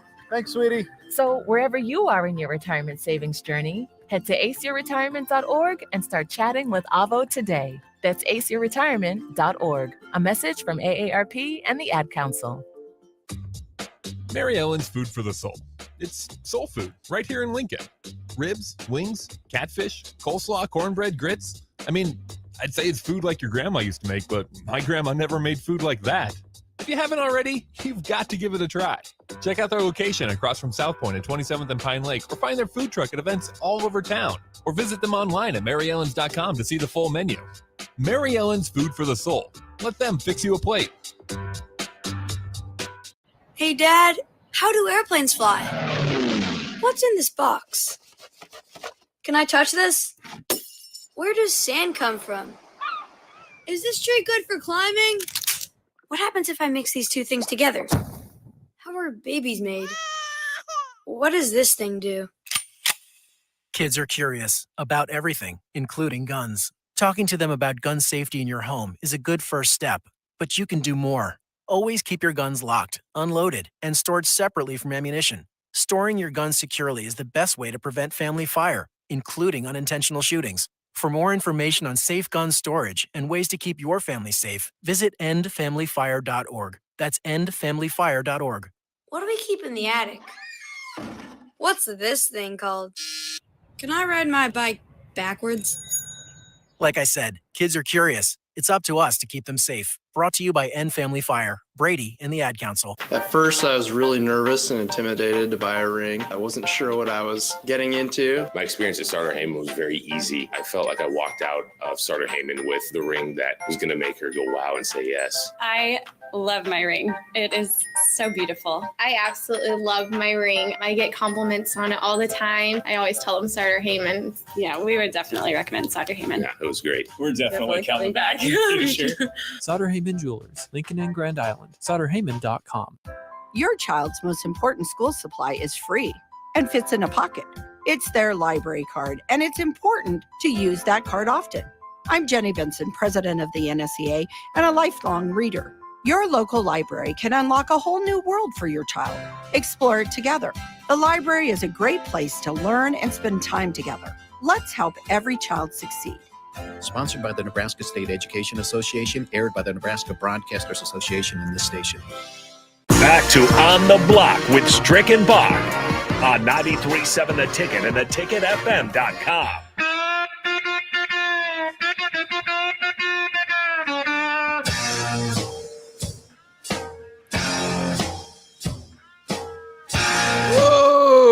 Okay, you are on the block with Strick and Bach. Thank you for joining us once again. We're going to talk a little bit about MLB and the lockout right now that's going on, the trouble that is happening in the MLB right now, and kind of have a little discussion. We definitely want to hear from you on it. What's your thoughts about missing the spring? It's already tough without sports in the spring. Now we're going to have a little bit of USFL football, but missing a whole season or a part of a season of MLB, it has happened before, and we'll get into the discussion a little bit of what that looked like when it did go down before, and how it can affect and the effect that it has on fans. But at this point in time, we find out on Tuesday that the Major League Baseball has officially announced that the start of the 2020 season will be delayed. And the biggest blow is yet to be delivered to the league's lockout by way of its players. And the negotiations of the new collective bargaining agreement are not going well. So basically, the players union has rejected the league's, what the league would say is the best and final offer. We know that always happens. The league is going to offer that. They're going to say, hey, this is your best deal. Take it or leave it. And we're going to make you miss some checks and make you miss some money and see how you like that. And so they basically offered that. It is the 9th straight day of negotiations. Rob Manfred basically said the first 2 series of the regular season has been canceled. So we know that there's going to be some games that have been missed. Exhibitions were already slated to have started coming up in the next week or so, I believe. And then the catchers and the pitchers are missing time. They still could perform a spring training if they wanted to, but obviously that's not going to happen. So as of now, it is canceled. It is canceled for a portion of the start of the season, and it looks like they can't start anything up if they decided to, or they came to a negotiation and agreement until about April the 8th. How do you feel about that, Bach? And what do you think the look would be to the fans if they decided to kind of miss quite a few games, and what would happen to that? Well, it's kind of a difficult discussion, especially as it reflects to the fans, because the fans kind of look at it, and some fans can just side with the players, but because as always, this is just mostly coming down to money. There's several different issues that the MLBPA and the owners disagree on, but a lot of it just comes down to the money. Where if there's an expanded playoff, some of that money should be brought back to the players. And so. And at this point, the MLB is not trying to do that. They're trying to expand their own revenue there, and try to side with that the players, maybe the pool of money should be separated more equally rather than just kind of on the heavy hitters of the ball club. So it's kind of interesting, but it doesn't reflect well, I don't think, for either team or for either side, because you look at the money that the top Major League Baseball players make, and it's so far away from what an average fan can think of, and it's so really it's like way above what you're seeing from these other leagues even. So it's hard to wrap your mind around that it's coming down to money, and of course from them, of course, those guys are getting paid from the owners, the billionaires of the whole process. So I think to lose baseball games, because you're quabbling about money between the groups, is not a good look, and I don't think it reflects well on a fan base that has been dwindling. It's been a problem. There's no secret. Baseball is not an up and coming sport. It's a pastime, but the younger generation, aren't as into it, and this isn't going to help. I think the last time you mentioned, kind of talking about the last time they had a major lockout, it took years for the sport to kind of gain its popularity back until they had, of all things, a home run. Mark McGwire and Sammy Sosa hitting home runs left and right. And I don't think that they're going to be willing to go back to the steroid era to save them this time. So they can't allow this lockout to last, much longer. And you're starting to see the players who have been kind of quiet about it generally start to not be so much. I mean, Rob Manfred, as far as the leader of the Major League, of Major League Baseball, he's getting a bad look overall. This is going to set in. People are going to start to have the public opinion of him of not being very good because he's smiling up there on the podium, and he just doesn't seem to care as much about cutting these baseball games. Opening day, regular season baseball, it's not, losing a few series, I don't think is a big deal in the long run because you play so many games. So if it just comes down to that, it won't be awful. But opening day is a special day for baseball fans. That fan base looks forward to the start of April. The first few days, and it's become a tradition for them. And now they have to wait a few more weeks, and who knows at this point if it'll last longer. So it's just not a good look from anybody. And there's no question about that. I mean, we know that the players are going to lose paychecks. We know that the owner's revenue is definitely going to be at a loss. And I mean, they still got to pay those leasages from those the leasing agreements that they have with the stadiums or whatever the case may be. So not having those stadiums filled up or with people and eating hot dogs and parking and all those different revenue streams that come from that is definitely going to hurt. But the question now is in the 2022 work stoppage is, will it have the same devastating effect on baseball as it did 27 years ago?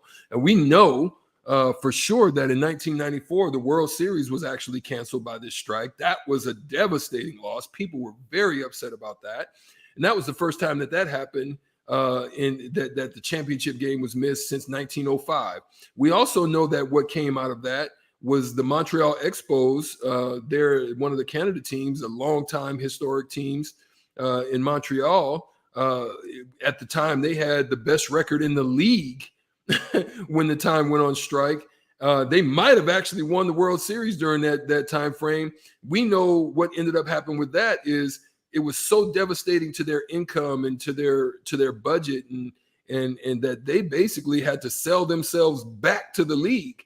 And it ultimately ended up being the Washington Nationals coming out of that. And also following, they had to basically slash payroll and so ultimately, like I said, they ended up in DC. We also know what came out of that was that the attendance had dwindled down from the 1995 season to 25,048 fans per game. That was down some 5,000 from 31,240.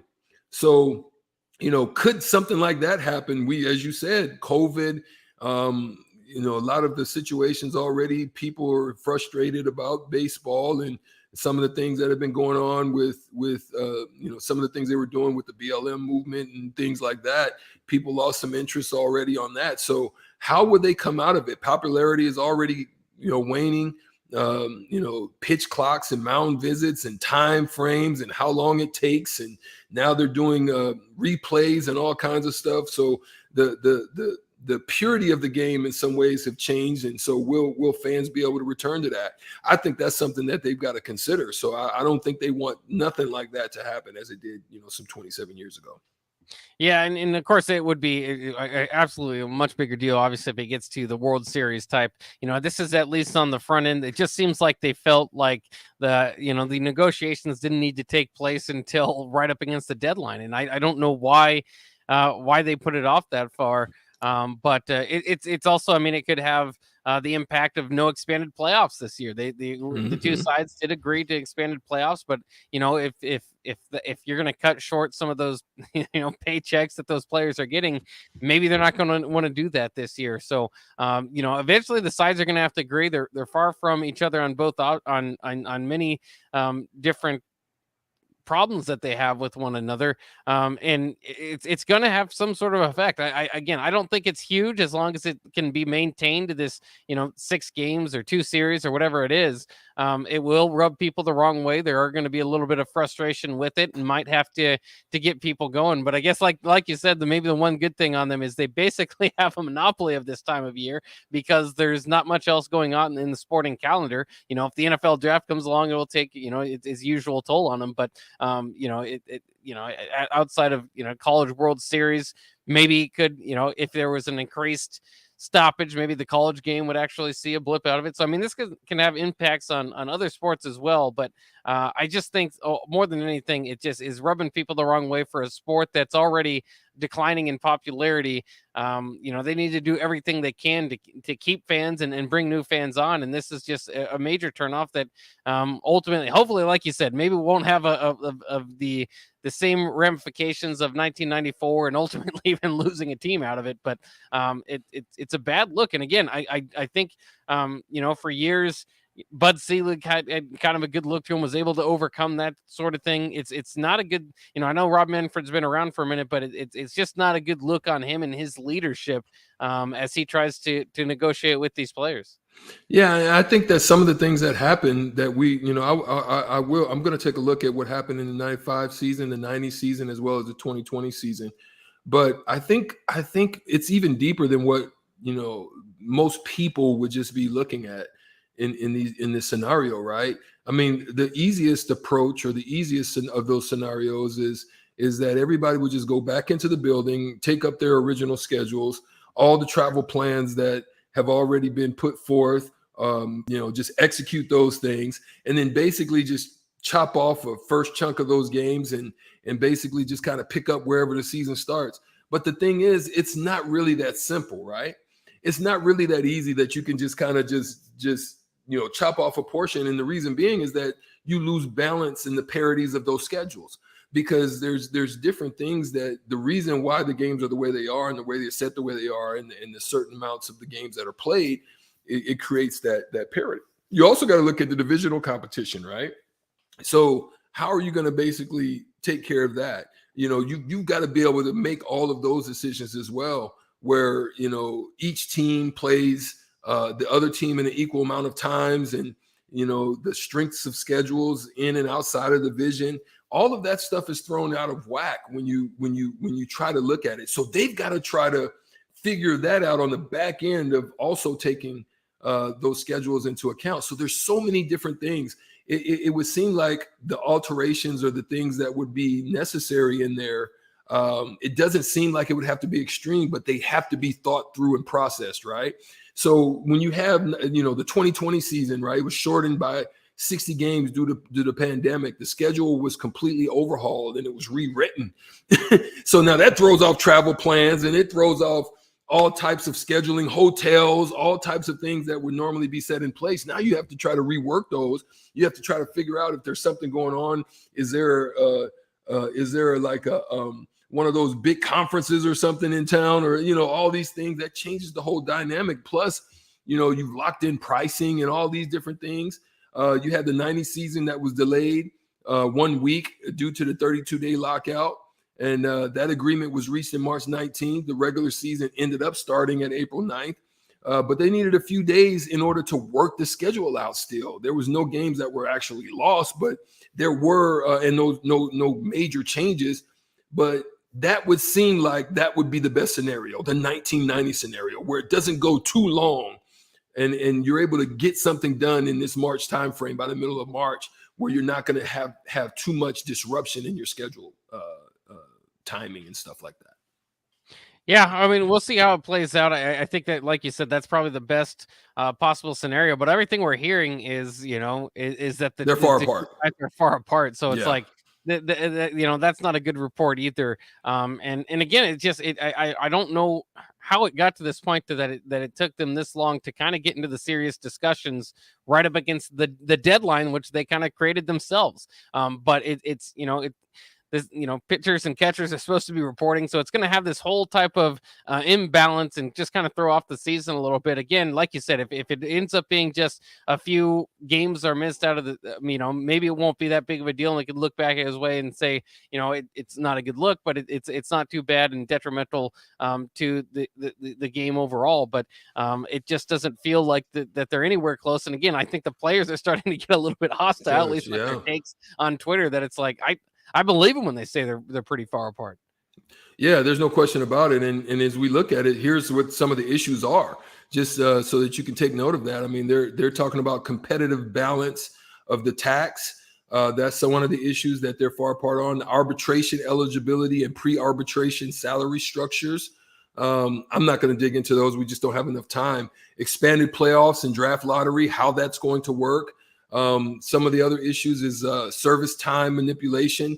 But one of the things that I found that was interesting is that the minor leagues, they can go on as planned. It's outside of the MLB. So the minor league systems are probably still in working order. So they'll be able to kind of still come and be able to have those go on, and you'll probably still have your minor league systems in function. So that's kind of cool.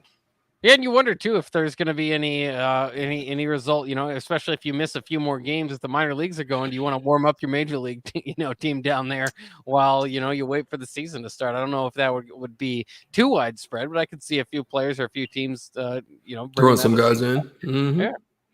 Interesting. Well, again, we're up against the block. I mean, I hope that you guys are enjoying the wonderful conversation as we are. We got to take a break. We'll come back after this and talk hitting the hardwood with Strick. We'll talk about the Lakers and the debacle that they are right now, the rise and fall of the Laker organization.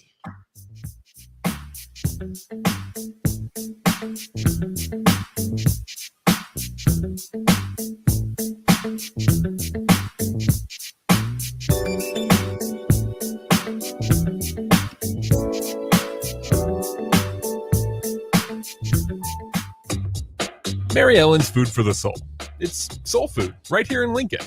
Ribs, wings, catfish, coleslaw, cornbread, grits. I mean, I'd say it's food like your grandma used to make, but my grandma never made food like that. If you haven't already, you've got to give it a try. Check out their location across from South Point at 27th and Pine Lake, or find their food truck at events all over town, or visit them online at maryellens.com to see the full menu. Mary Ellen's Food for the Soul. Let them fix you a plate. In every office, there's two types of people. There are those who bring in bagels and those who eat the bagels that someone else brought in. Everybody likes the first person. Be that first person. Weekday mornings at 7:30, you have a chance to win a business box of bagels from Bagels & Joe. All you have to do is shut up, Sipple. 2 questions for you, 2 for Sip. Win, and the bagels are yours. Lose, well, you don't want to lose. You lost Monday, you lost Wednesday, you're a loser. Shut up, Sipple. Weekday mornings at 7:30, brought to you by Bagels & Joe. Listening to this Allstate commercial about savings might be the hardest thing about getting those savings. Save for simply becoming an Allstate customer. Save more for adding DriveWise. And save even more for driving safely. Visit Allstate.com or contact your local agent for a quote today. Allstate. Minimum effort, maximum reward. Not available in every state. New customer savings based on early signing discount. DriveWise is an optional feature. Savings vary based on how you buy. Subject to terms and conditions. Allstate Fire and Casualty Insurance Company and affiliates, Northbrook, Illinois. You knew the risks when you decided to drive drunk. There could be a crash. People could get hurt or killed. But that didn't stop you, did it? You knew you could get arrested. You could incur huge legal expenses, and you could possibly even lose your job. You were well aware of the consequences of driving drunk. But one thing's for sure. You were wrong when you said it was no big deal. Drive sober or get pulled over. This message brought to you by NHTSA. They say one great thing leads to another. And that's especially true when you visit a Great Clips salon. When you sit down for a haircut with the skilled and friendly stylist at one of our thousands of convenient Great Clips locations, they'll not only make your hair look great, they'll make you feel great too. And that's something you can't help but share with the world. Download our online check-in app today and opt in to get a Ready Next text when you're up next. Great Clips. It's going to be great. You hear that? That's the sound of extremely tender and delicious beef from Certified Piedmontese. Prime grade tenderness with a fraction of the fat and calories of normal beef. It's Nebraska-raised product and the official beef of Nebraska Athletics.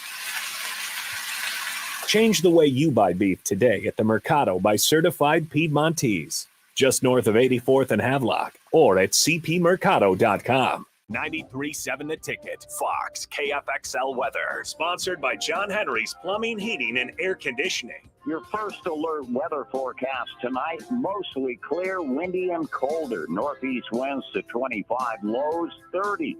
Mostly sunny, a cooler day on Thursday. Highs right around 53. I'm NTV Chief Forecaster Ken Fountain for 93.7 The Ticket and theticketfm.com. Ashiro's work is never done. You care for the house, the kids, and our future. We're so grateful for all you do. Now it's time to care for yourself and save a little more for retirement. A free 3-minute online chat can give you the personalized tips you need to boost your retirement savings now. Visit aceyourretirement.org/Shiro today. A public service announcement brought to you by AARP and the Ad Council. Action Plumbing, Heating, Air, and Electric always makes safety a top priority for our home and office. In under just 1 hour, their team installed the state-of-the-art air scrubber system directly into our existing HVAC ductwork. This technology purifies the air and reduces exposure to common bacteria and viruses, creating a safer breathing environment for my family. Action delivers honest quality services we can count on. To learn more, visit actionlincoln.com. Back to On the Block with Strick and Bach on 93.7 The Ticket and theticketfm.com.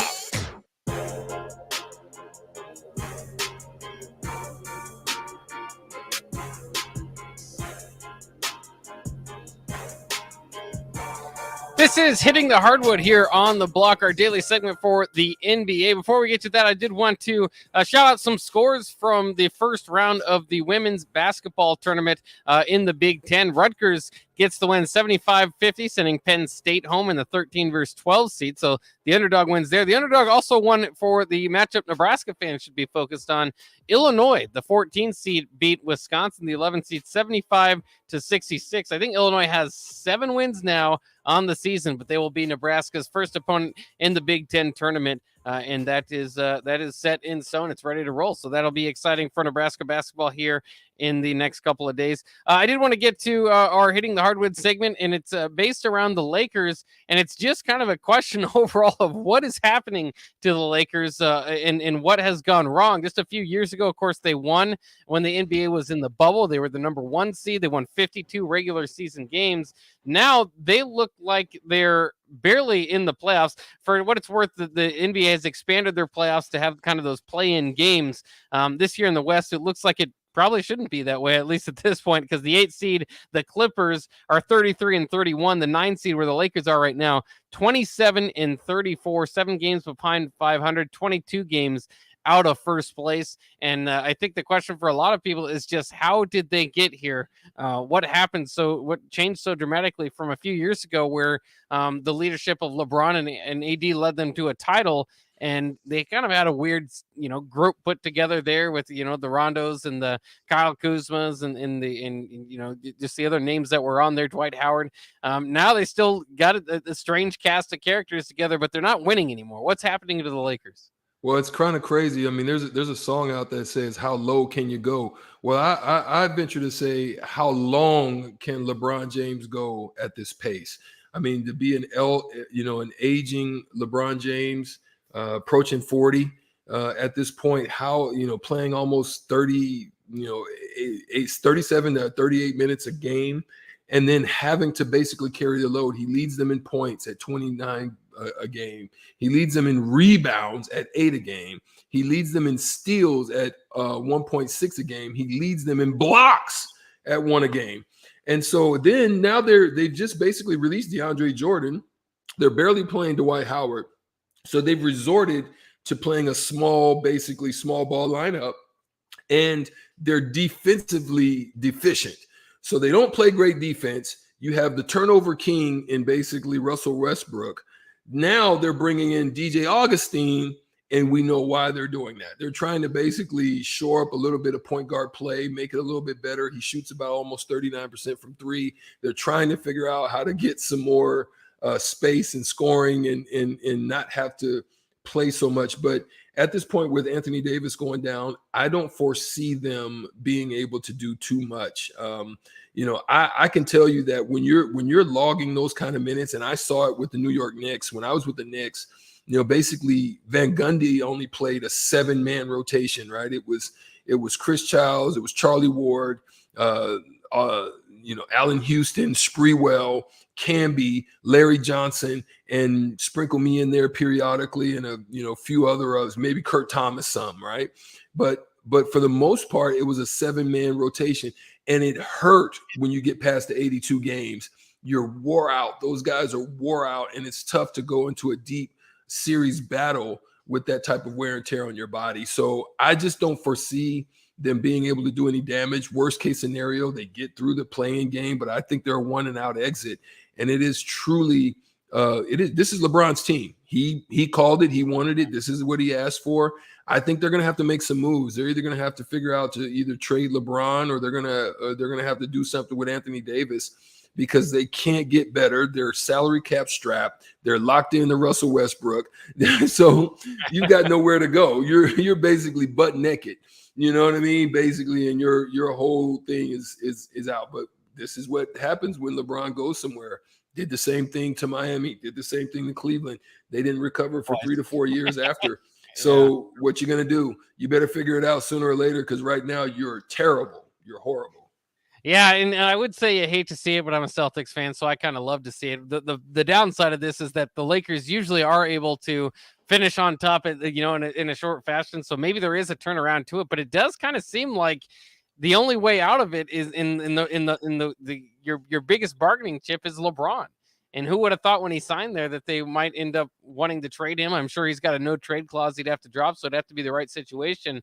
But it's Russ, like you said, nobody wants Westbrook at this point in his career. AD's just too beat up and he's getting hurt left and right. Do you want to send the farm over for that? I don't think so. So yeah. It's and do you want an elderly LeBron? I mean, yeah, you're going to get a couple years of service. But at the end of the day, do you want to put your team at risk with the type of pressure that he just put on trying to get the GM fired? He's basically talking crazy to the owners and basically throwing them under the bus as if it's their fault when it's really your fault. Yeah, and it's fascinating too. Of course, he's got his Hollywood stuff going on that has been pretty, working out successfully for him. So, how much would he would want to trade out of there, unless it's maybe to the Clippers or something, which I don't envision them wanting to do either. So, it's a complete. They're already having that same trouble with Kawhi. He hadn't played for him in a while. It's a complete mess out in La La Land, and I love it. I love to see it. The Lakers maybe not be able to recover from this for quite a little bit of time, and like you said, this seems stuck. So it's going to be a long road up for the Lakers. But luckily, most Lakers fans are just bandwagon fans anyway, so they can go cheer for the Warriors or whoever they want to.